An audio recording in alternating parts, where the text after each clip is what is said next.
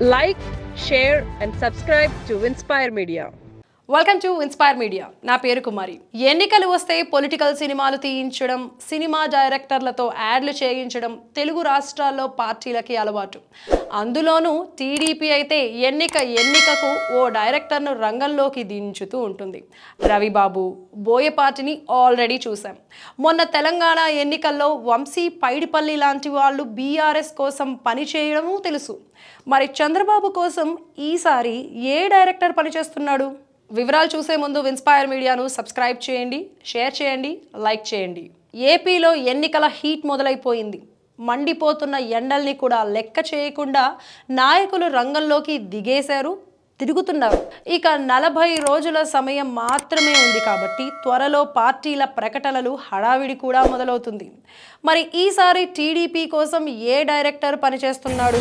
2014 ఎన్నికల్లో టీడీపీ కోసం ప్రచార ప్రకటనలు తయారు చేసిన డైరెక్టర్ రవిబాబు.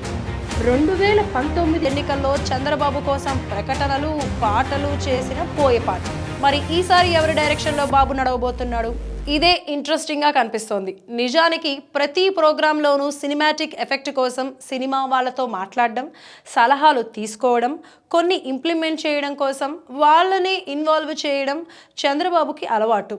మొదట్లో రాఘవేంద్రరావు టీడీపీ కోసం పనిచేశారు. ఆ తరువాత వందే మాత్రం శ్రీనివాస్ లాంటి మ్యూజిక్ డైరెక్టర్లు, ఇప్పుడు మణిశర్మ లాంటి వాళ్ళు పనిచేస్తున్నారు. గత ఎన్నికల్లో బోయపాటి టీడీపీతో ఉన్నారు. కానీ ఆ క్యాంపెయిన్ చేసిన ఎన్నికల్లో టీడీపీ ఓడింది కాబట్టి చంద్రబాబు సెంటిమెంట్ ఫీల్ అయ్యే అవకాశం ఉంది. అందుకే బోయపాటిని మళ్ళీ పిలిచే అవకాశాలు తక్కువ. నిజానికి ప్రస్తుతం చంద్రబాబు కార్యక్రమాలు మైక్ లాంటివన్నీ షో టైం ప్లాన్ చేస్తోంది. ఏం మాట్లాడాలి, ఎలాంటి కార్యక్రమాలు తీసుకోవాలి అనేది నిర్ణయిస్తున్న షో టైం. వాళ్ళకి ఏపీ అంతా నెట్వర్క్ లేకపోయినా, పరిస్థితులు తెలియకపోయినా స్థానిక ఏజెన్సీల సహాయంతో నెట్టుకొస్తున్న షో టైం. ఇది ఇప్పటి వరకు నడుస్తున్న సినిమా. షో టైం అంటే చాలామందికి తెలియకపోవచ్చు, కానీ రాబిన్ శర్మ అంటే చాలామందికి అర్థమవుతుంది. జగన్ కోసం ప్రశాంత్ కిషోర్ పనిచేసిన తరువాత తెలుగు పరిస్థితులు తెలియని వాళ్ళని పెట్టుకొని వ్యూహరచన చేయడం ఓ ఫ్యాషన్ అయిపోయింది. చంద్రబాబు ఇదే మోడల్ ప్రస్తుతం ఫాలో అవుతున్నాడు. టీడీపీ ప్రచార ప్రకటనల కోసం ఈసారి 2-3 దర్శకులు. సామాజిక లెక్కలు, ట్రెండ్ చూసి సిద్ధం చేసుకుంటున్న టీడీపీ. తెలిసిన ముఖాలతో ప్రకటనలు తయారీ. తెలంగాణలో కాంగ్రెస్ ట్రెండ్ ఫాలో అవ్వాలనే ఆలోచనలో చంద్రబాబు.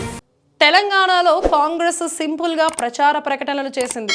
కారు గుర్తుపైన కేసీఆర్ మీద నేరుగా గురిపెట్టి మార్పు రావాలి స్లోగన్తో జనంలోకి వెళ్ళి సక్సెస్ అయ్యింది. అందుకే బాబు కూడా అలాంటి ఆలోచనతోనే వెళుతున్నాడు. తెలంగాణలో కాంగ్రెస్ ఇచ్చిన గ్యాస్ సిలిండర్, మహిళలకు ఉచిత బస్సు లాంటి హామీలు ఏపీలో చంద్రబాబు ఆల్రెడీ ప్రకటించాడు.